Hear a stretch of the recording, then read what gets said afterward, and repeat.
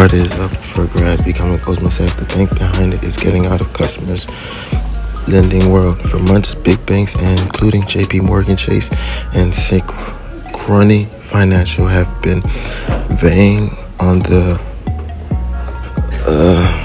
to take over as issuers. What hasn't been known is equal fierce fight playing out between the network and when Apple with Visa and American Express trying to unseat MasterCard. According to the people familiar with the matter, Apple is expected to select a network for the card before it picks the bank to replace Goldman Sachs network, provide the plumbing that transmit information between the bank that issues customers' card and the merchant bank. Visa is the largest network that has made an aggressive pitch to win the card, including offering the kind of upfront payment to Apple that is normally reserved for the Big Jest card program. The biggest card program for people, said Visa offered a similar payment when Costco was selected its own network about a decade ago. The Wall Street Journal reported American Express is also in the mix, trying to become both the issuer and network of the Apple Card. The people said Goldman Sachs had approached Amex to gauge its interest in taking over the card. In 2023, the Journal earlier reported MasterCard is fiercely B2.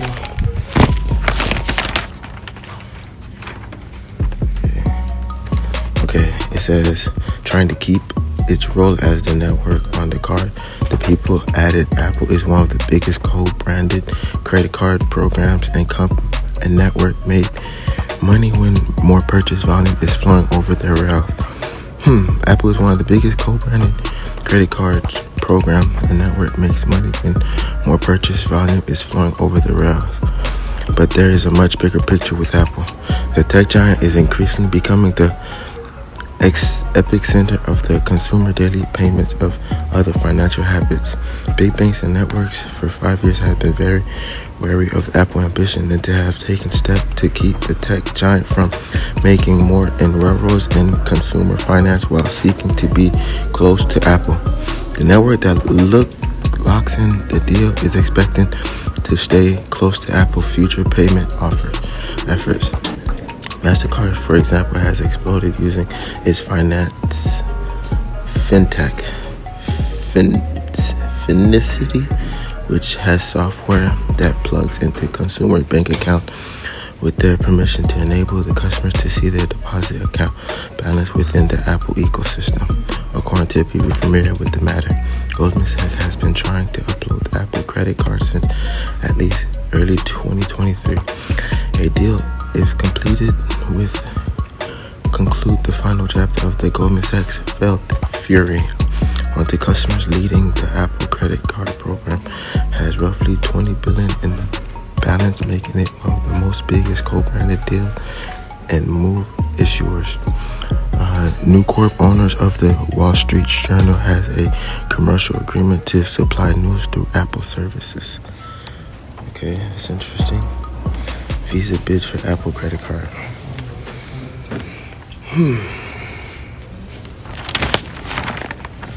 EU finds automaker decides to fold. Startup uses AI to give investment advice. Startup uses AI to give investment advice. Okay, so this is basically where the tech company is going to. Alright, so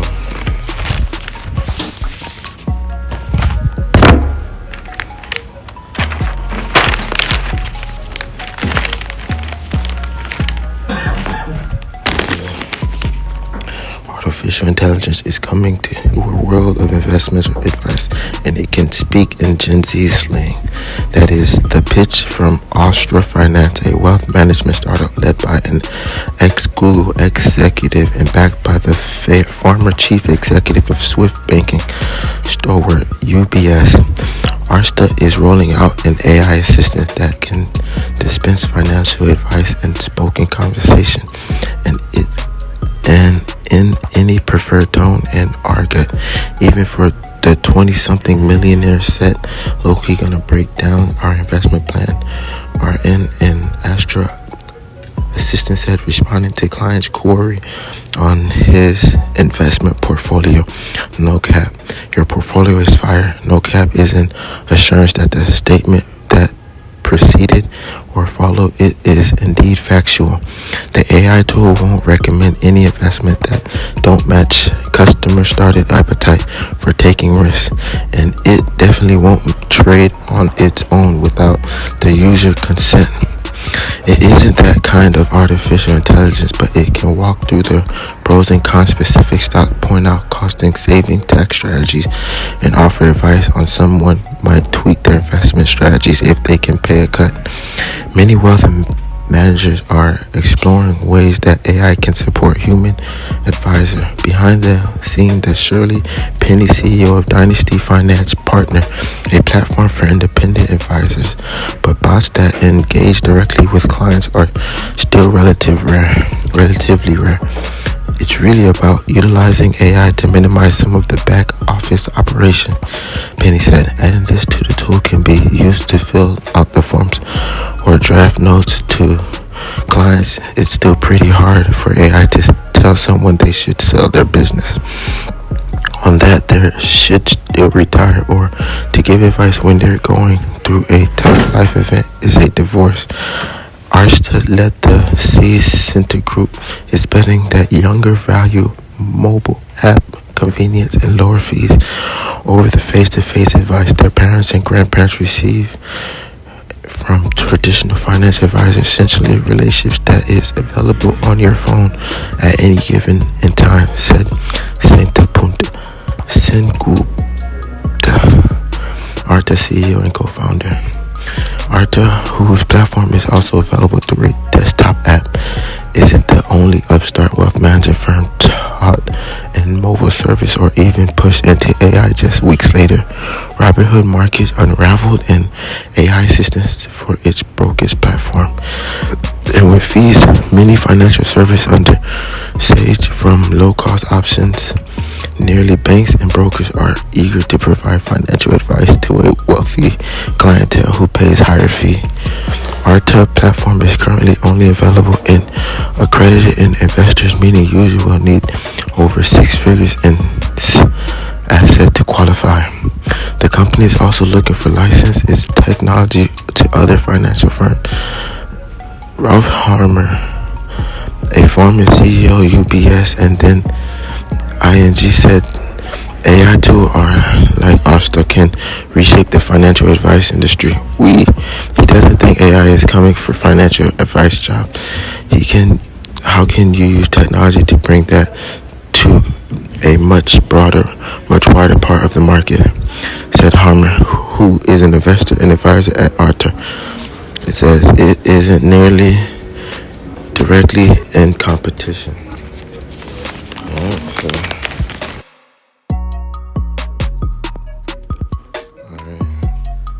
So right now,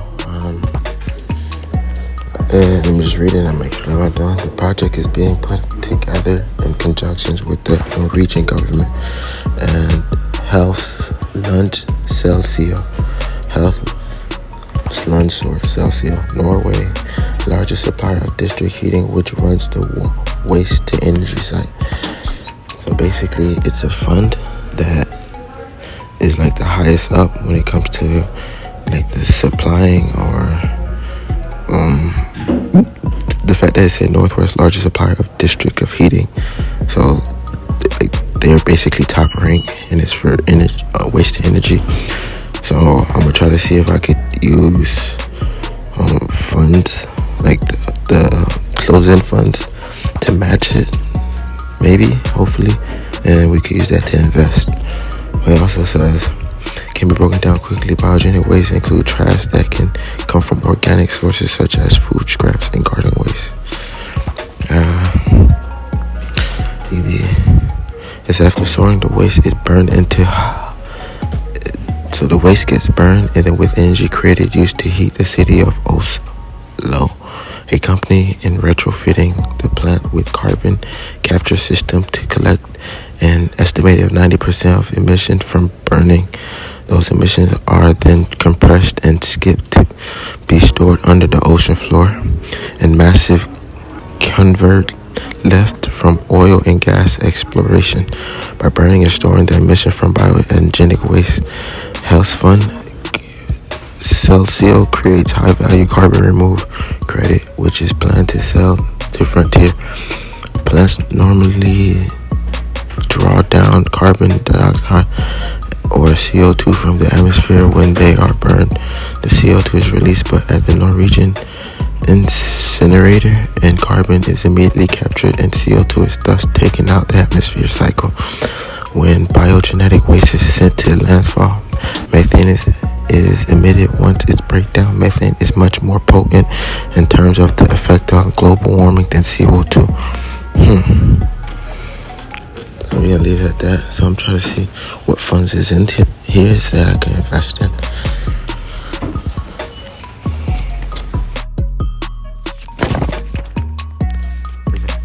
NG Fund raises nearly $1 billion for Canada oil deal.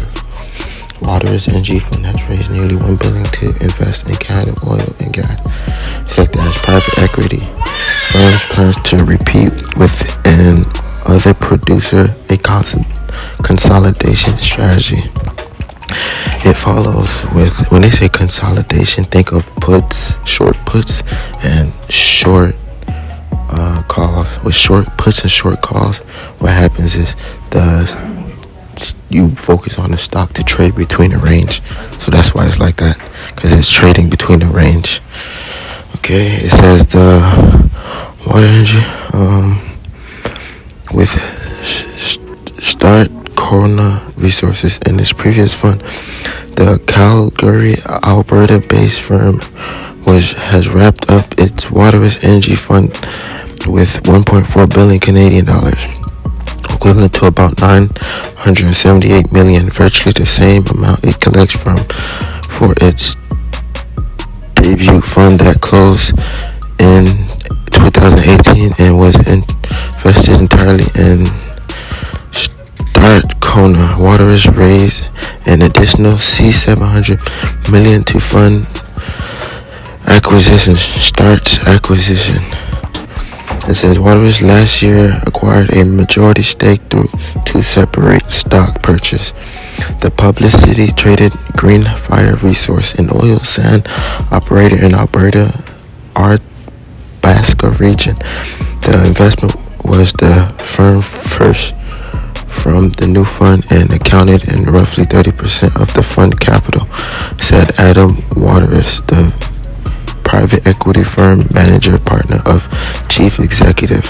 Waterous Energy has appointed 6 new members, Green Fire board, and the new president, while Adam Waterous become the company executive chairman, a position he also holds. Waterous Energy might invest into the remainder of the new fund capital and following transactions to expand Green Fire mirroring a strategy it followed with Start. Adam Waterous said, instead of backing several management team per fund as a common amount, U.S. oil and gas focused private equity firms, the firm sees more value in concentrating on a single company that is, it can help expand the aggregated small operator, he said.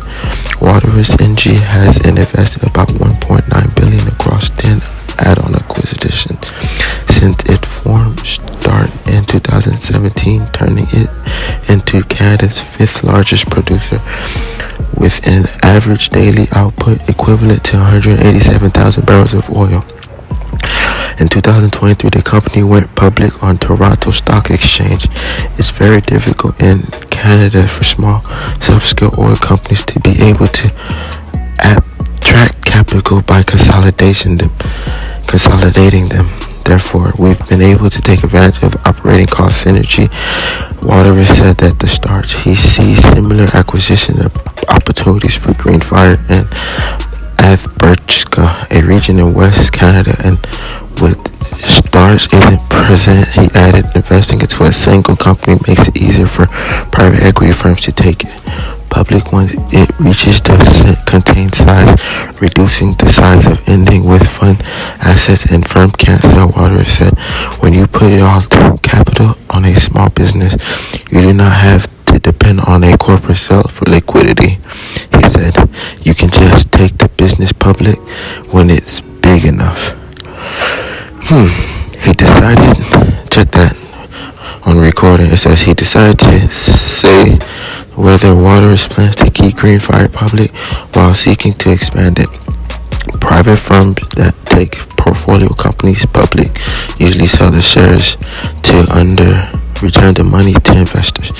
Waters Energy has distributed shares and starts to co-investor in the company and plans to do the same with its fund investors down the road. Adam Waters said that the distribution decreased with firm stake and starts to about 80% to 91%. He said our investors are getting back shared and they got to choose to hold on to the shares or sell them for cash into the market. He said Waters wrapped its latest fundraising effort to a trade war between the U.S. and Canada threatens the business. Canadian business. Let's repeat that. Waters wrapped its largest funding effort as a trade war between U.S. and Canada threatened Canadian business to rely on cross-border sales. Start's chief financial officer Connor Waters, who is Adam's son, played down the effect on U.S. tariff on the business during a call with analysts early this month. He said that the company sells about 74% of 115,000 barrels of crude and it produced daily in Canada, and Starch is also benefiting from other factors such as oil prices, hedges, and a raised oil prices of the Gulf Coast market or recent weakening of Canadian currency, he said. Connor Waters also is a manager director of Waters Energy. Star's share price went up 19% Friday from its low on March 4th, the day that first salvo the U.S. tariff on Canadian exports took effect. The shares gained 0.85 on Monday. So the stock, the holding fund is STRATHCONA''S, and they're NG company. Okay, that's pretty interesting.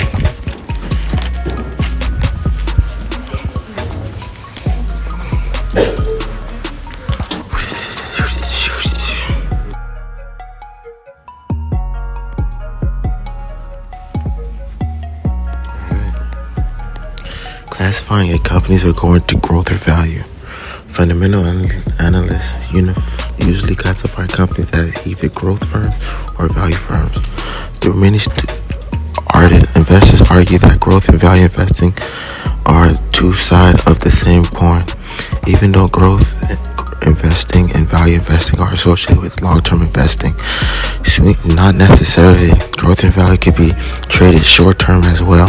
The reason why I say it can be traded short-term as well, because for a growth stock, think of price percentage.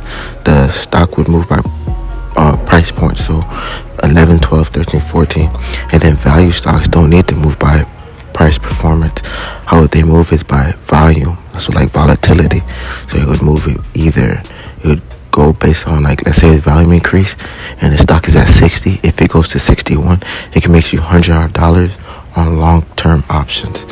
And like I said, this is for you, Tish. Okay, cool. Swing traders need to be aware of difference between growth and value stock outperform each other at different times. Growth stocks, companies that typically need a premium to the overall market, as defined by price-to-book ratios or price-to-earning ratios, are growth stocks. They tend to be in industries that experience high growth rates, like technology and biotechnology. And then value stocks. Value stock companies typically trade at discounts to the overall market, as defined by price-to-book ratio or price-to-earning ratio. Or value stock, they tend to be in the utility sector and the consumer staple sector. For example, companies in the beverage or food industries are considering to be part of the consumer staple industry. During some time, value is in the lead. During other years, growth is out front. Trading growth stocks when value is the favor, or vice versa, can be like fighting a or a bully with one hand tied behind his back. If you're a great fighter, you can pull it off, but it won't be easy. The other reason that value in growth stocks exchange leadership roles lies in investors' perception. At times, investors favor a company that pays dividends. So with dividends, think of value stock. When you're paying dividend, you would want to see the stock, like I was saying in the learned term. It'd help you make more profit based on little price movement, but like high volume would help create that. Okay? Alright, it says, or companies that might steady cash flow and stream. Value stocks shines during these periods. Other times, investors favoring strong earning growth without as much regards to price. Growth stocks shine at these times. It's simple enough to know which horse is in the lead. Unfortunately, just because growth and value has performed well in the recent month doesn't mean that performance will continue. How about forecasting whether growth or value should lead? Unfortunately, forecasting is extremely difficult and rarely works. I disagree with that, because if you do your research and studying, it'll be easy. Even if you're right about which style of investing you should be in the lead based on all known evidence, that doesn't mean that the style will actually lead. In other words, the market isn't rational. I remember meeting with investor consultant many years ago who quizzed me on whether value stocks would outperform growth stocks in the coming years. In truth, I had no idea. I knew that it was growth turn to lead because value had been in the driver's seat for several years. So I guess they take turns helping pushing the market up. The valuation were compelling on the growth side of the divide, but the market doesn't always agree with the analysts. The only reliable way I know to trade the growth/value divide is by using technical analysis. In chapter 6, I'll cover relative strength analysis, which help determine whether growth or value is in the driver's seat. Long-term investors care little about who is in the lead because they can afford to wait for the time when their style is in favor and stock reflects the value. Fortunately, as a swing trader, you don't have to analyze the economic situation and determine what lies ahead of the growth and value stock. Rather, you can simply analyze recent history and bet with your trend. If matter change, you move your chip on the other side of the table. Okay, that's pretty interesting. So the changes between value and growth, but mine is think of like a tic-tac-toe board, and then when I say value and growth, so value as in like I was telling you, the price don't need to move as much, but just high volume, and growth where the percentage gradually go up. And then secondary, we'll talk about small caps, mid caps, and large caps company. All right.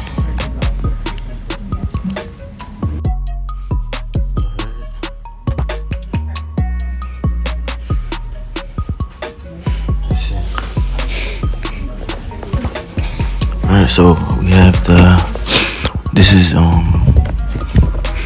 swing trading for dummies. We have the financial strength for swing trading.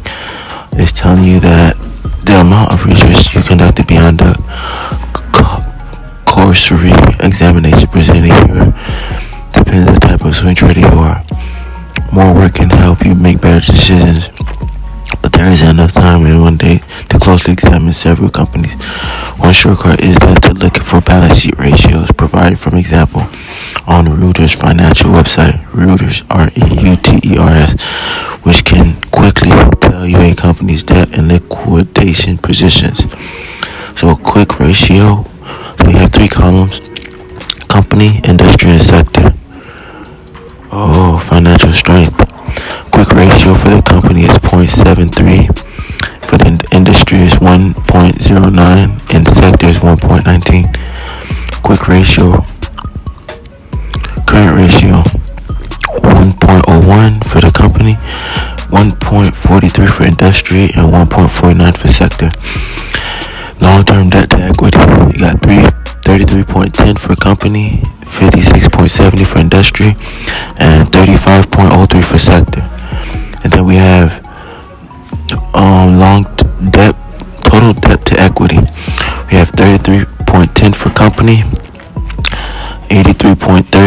industry and 69.43 for sector. And then interest coverage, TTM, for company is 9.85, for industry is 51.07, and for sector is 6.23. Alright, so remember that swing traders have to allocate their time in the most efficient way possible. Spending half your time in a single day isn't going to be appreciated when the time horizon is measured in days or weeks. You can't pour over hundreds of pages of SEC filings to discover details that may or may not influence your decision in swing trading in the stock. Instead, be sure you have understand the basics and resources that can reduce the amount of time you spend on each candidate, allowing you to quickly reject the stock, which should happen most often, or put it into a bucket for further considerations. Alright, gonna be income statement breakdown.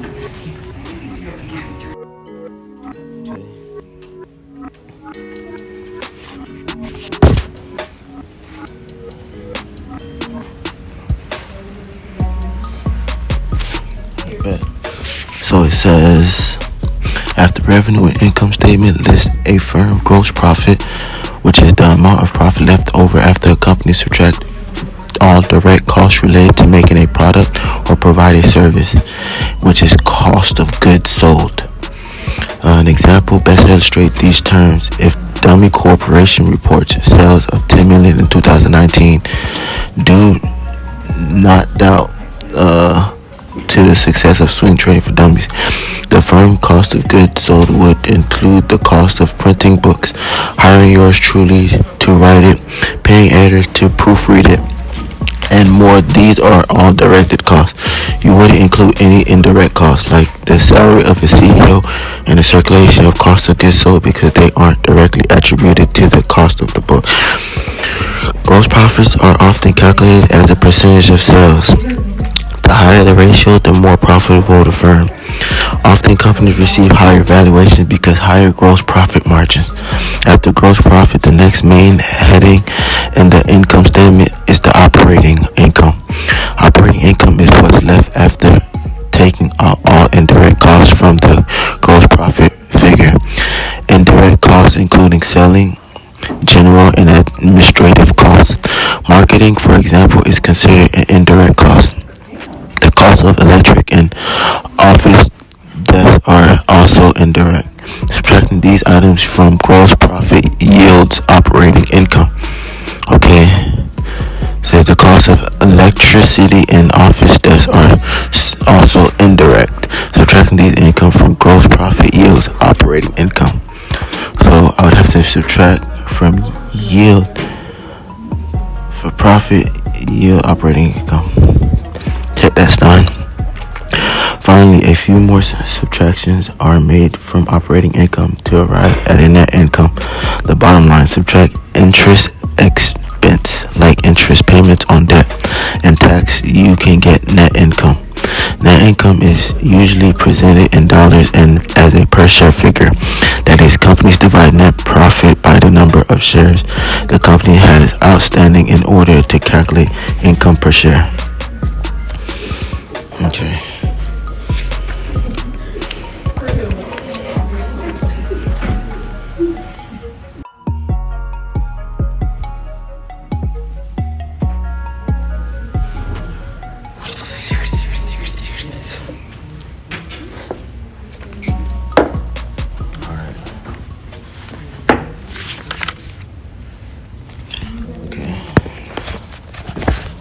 So it says how to properly assess an account statement. Alright, compare share growth rates year over year to income growth rates year over year. Ideally, you want to see the net income rise at a faster pace than sales. Keep an eye on the trend of gross profit as a percentage of sales. A rising ratio is a healthy sign, whereas a declining ratio is a red flag. Keep an eye on the trend of operating income as a percentage of sales. Again, a rising ratio is a healthy sign and a declining ratio is a red flag. Compare sales and earnings to year ago periods. Comparing either figure to prior quarters rather than the prior year may lead you to incorrect conclusion regarding the company's health. Track net profit margins over time. Determine whether the net profit margin includes income dividend by sales is increasing, decreasing, or stable over time. Net profit margin expansion is often coupled with PE ratio expansions, meaning investors will pay a higher price for higher multiples for company with rising or high net profit margin than for one with low or falling net profit margins. Watch for growth in outstanding shares. This growth can be a red flag that the company is issuing more shares and thereby diluting existing ones. So basically, these are the metrics you would want to look at if you want to know where you want to assess company's income statement. Next is the cash flow. No, we're still on income statement. One moment.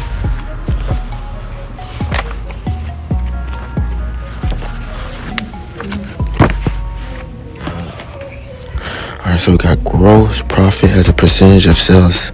Basically remain unchanged from 2017 at 38.5% to the 2018 38.3%. Comparing items that are a percentage of sales across quarters isn't as problematic as comparing sales or earnings across quarters. You want to be alert if gross profit margin rose or dropped considerably. Although you want to see growth, you also want to understand what's causing the growth.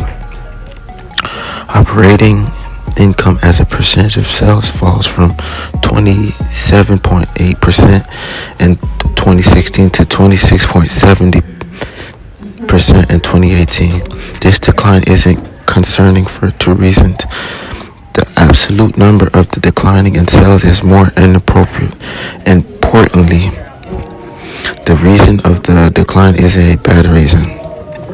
Apple increased spending on research and development from 4.66% of sales in 2016 to 5.36% of sales in 2018. Research and development is an investment of the future, and therefore the small declines in profit margin isn't overly concerning because Apple is investing this for future. Finally, you can see that Apple net income profit margin rose from 21.2% in 2016 to 22.4% in 2018. The increase isn't significant, but it is a positive sign for Apple has maintained its pricing power and cost discipline. Apple shares understanding declined from $5.47 billion in 2016 to $4.96 billion in 2018. This is a positive trend and reflects Apple using its cash to buy back shares. Okay, that's interesting. Accounting statement for accrual-based, meaning which sales, expenses, and other items are recorded when they earn or incurred. Let me get this.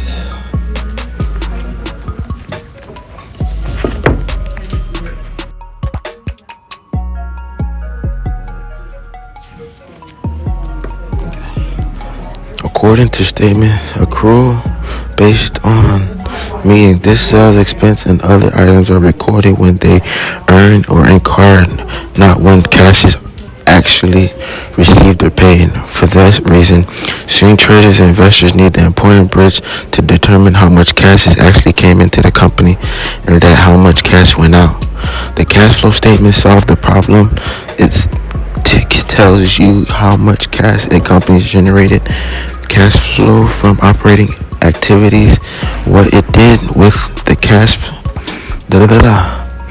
flow used and generated from investing activities, and whether it borrowed money or paid out of cash.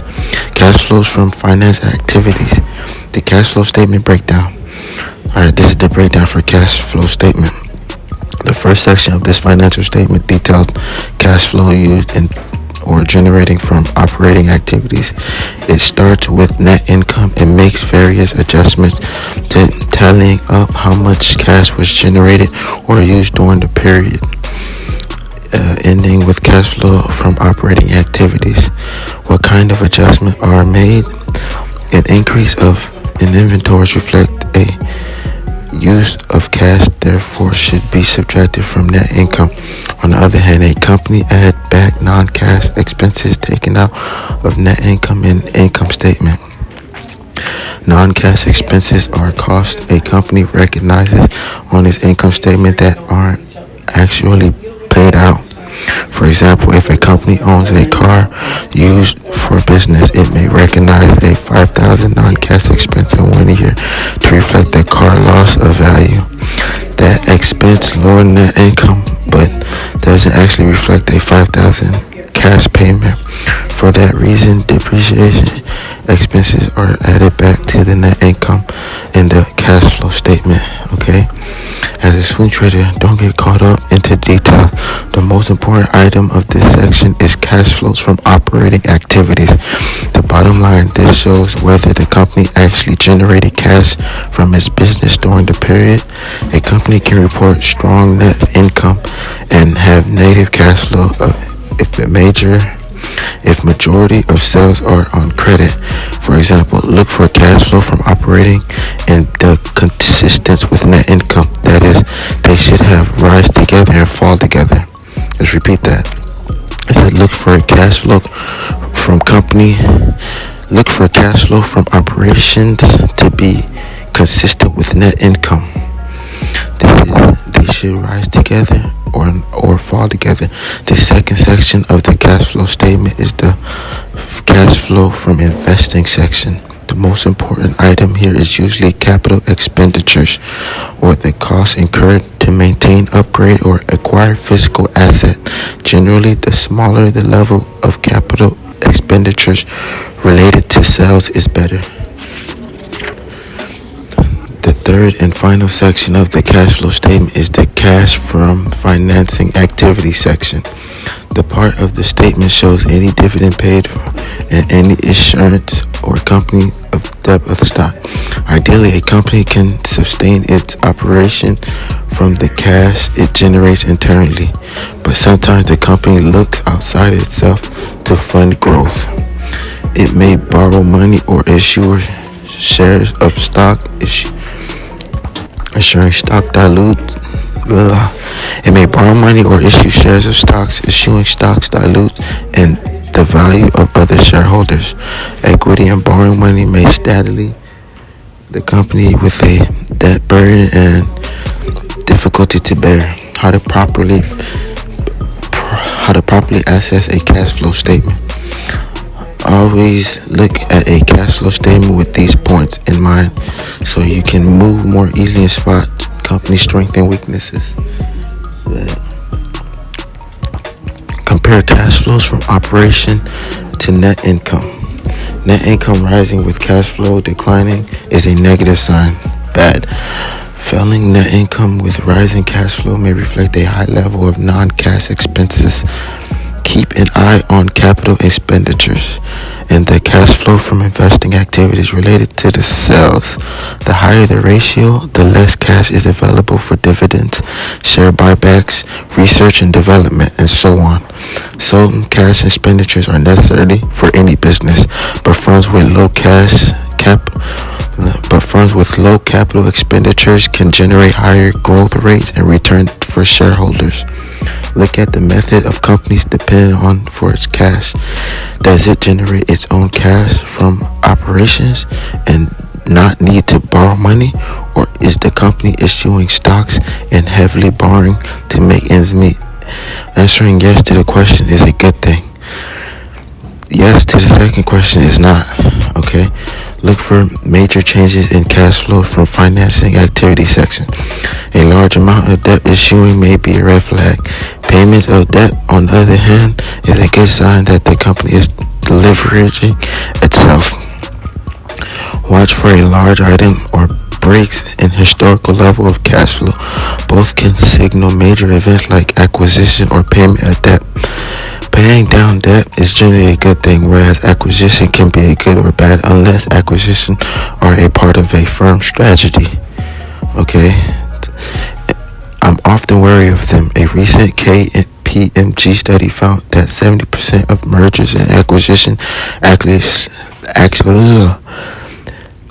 KPMG study found that 70% of mergers and acquisitions actually reduces shareholder value. Tongue twister. Alright. Low capex may mean higher profit. Okay, capital expenditures, affectionately shortened the capex, represent investment by firms into their business. So you think that the more a company invests in itself, the better the performance of the stock. In reality, the high capex isn't correlated with strong stock price performance. Okay.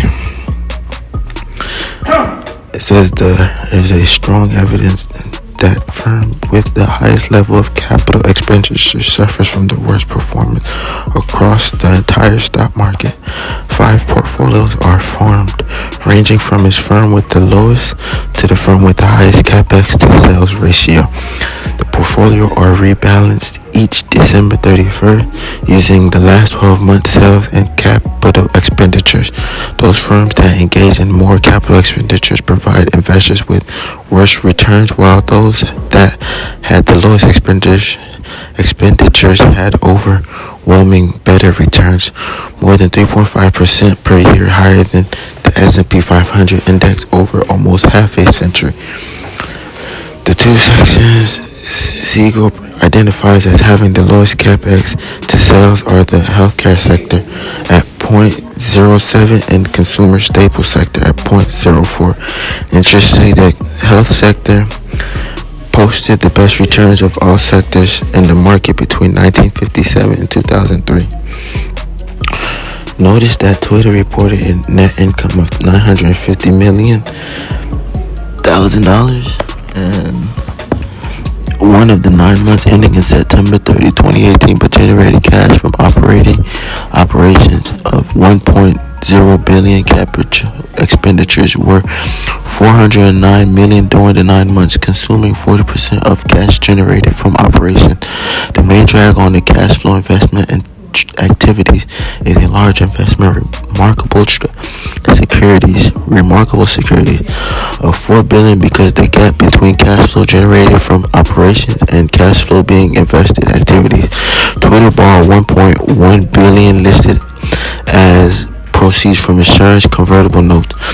The net cash provided by financing activities in 9 months period ending September 13, 2018 was $989 million.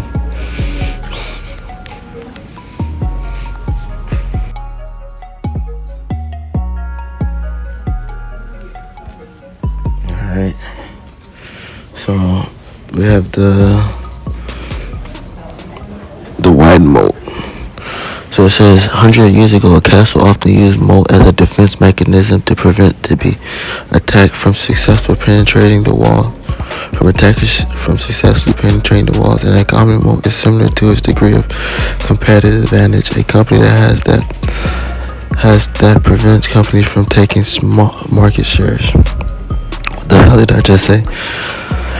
Hundreds of years ago, castles often used moats as a defense mechanism to prevent would-be attackers from successfully penetrating the castle wall. An economic moat is similar in a degree of competitive advantage of companies such as prevent competition from taking market shares. Okay, Warren Buffett. Okay, a well-respected investor CEO, Berkshire Hathaway, is major prominent in the idea of economic moats. He looked at the company that would be difficult to displace because the brand loyalty and the cost advantage moves are often established by pharmaceutical business of doing because of drug patent that ensures the developers of new drugs would be the sole provider of the drug for many years. You can see the world in some extent considering of company with wide moats and those with more narrow moats, often commodities. A product you can buy from anywhere and don't care much about who manufactures it is a commodity. Think of things like scissors, sugar, screens, monitors, and many kitchen items. Contrast the business that provides those products with companies that have wide moats and difficult to displace. Starbucks, with Jerry Seinfeld jokingly calls $5.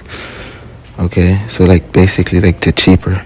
So when you think of that, think of wide moats and cheap stocks. So if you look for long-term stocks that are cheap, so in this case we talk about options, Tisha, and they basically are cheap, and then the fact that they longer term and wider moats, you know that's going to go up and it's hard to fall down because it has other support that can help it grow. It's not only invested into one thing, but it's invested into several other companies. So that's why it has good moat. Okay. Account list.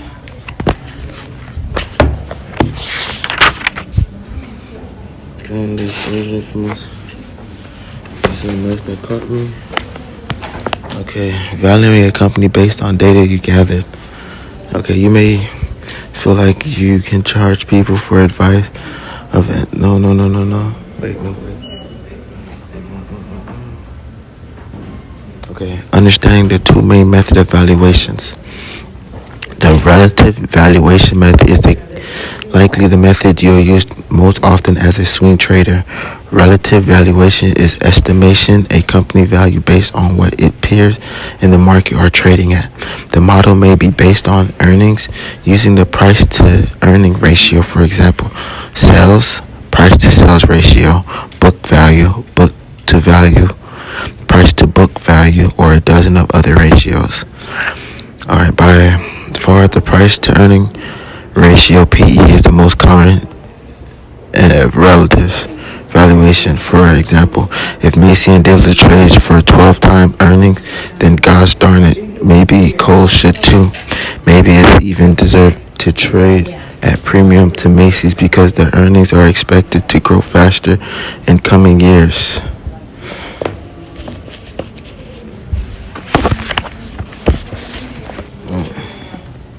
Alright, in coming years and its competitors.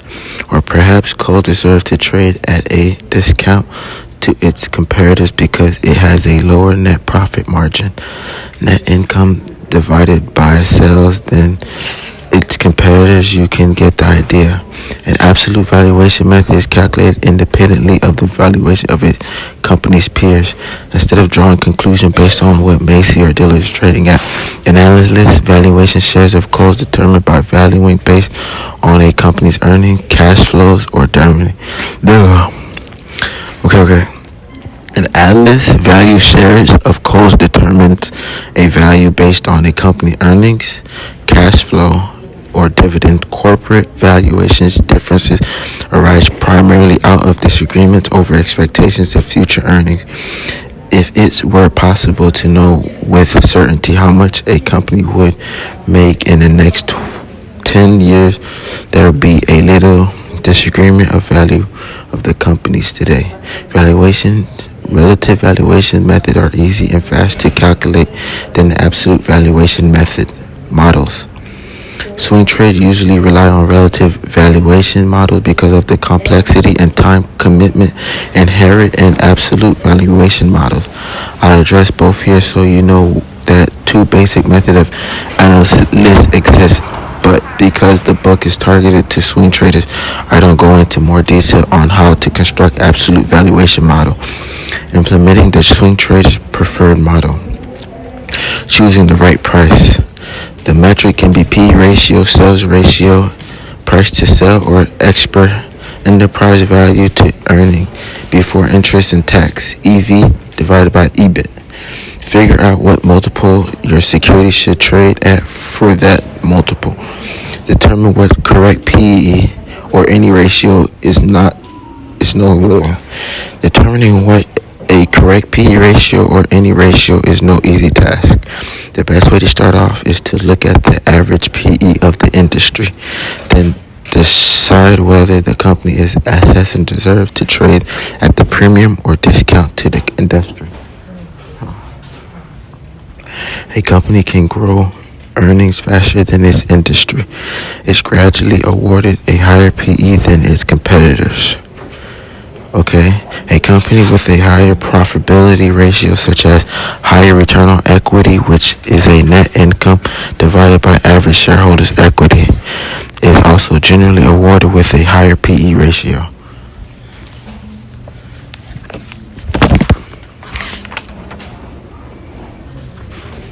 Okay. shows financial statistic, major drug manufacturer, and the average statistics of the entire industry. Merck trades at a premium to its industry on a PE basis, but that may be justified given Merck operating income divided by sales is 25.22% versus the industry average of 14.53%.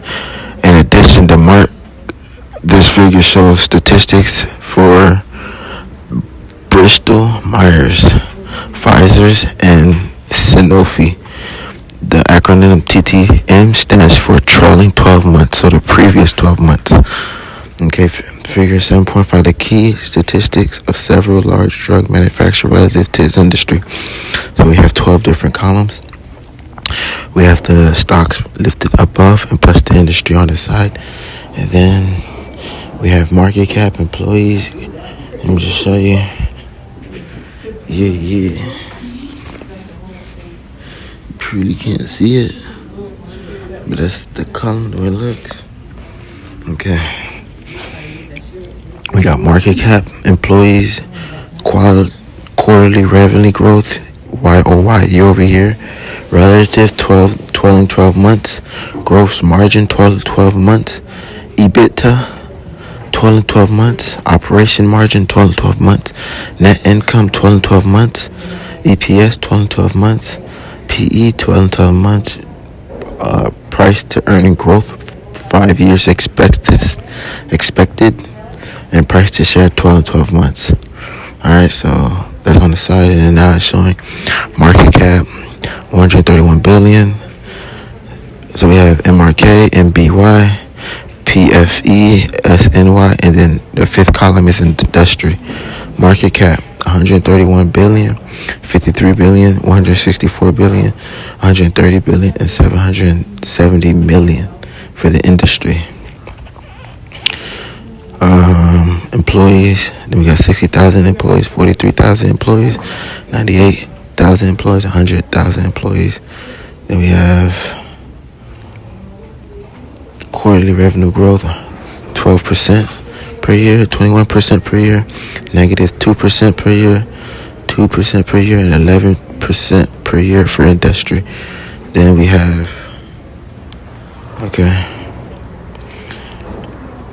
revenue 24 billion, 18 billion, 48 billion, 43 billion, and 313 billion for the industry. Gross margin 76%, 67%, 84%, 74% respectively. And then for the industry, 71%. EBITDA 8 billion to 4 billion to 20 billion to 16 billion. And then 17 million respectively for the industry. And we got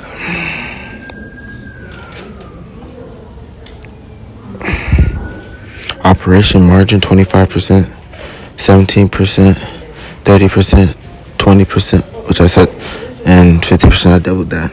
Okay, just for clarification. Better be safe than sorry.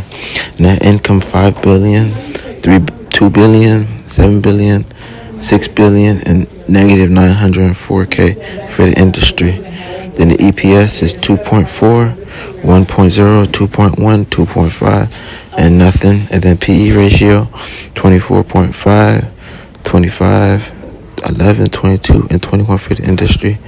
And price to growth 1.8, 1.4, 2.7, 2.07, 3.0, and 1.81. And then price to sales 5.4, 2.8, 3.3, 3.0, 3.6.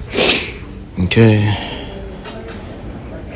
It says, as swing trader at Merck may determine the premium valuation justified given the strength of operating margin and the recent quarterly versus growth versus the average industry. Coming up with the appropriate multiple is more art than science. It says to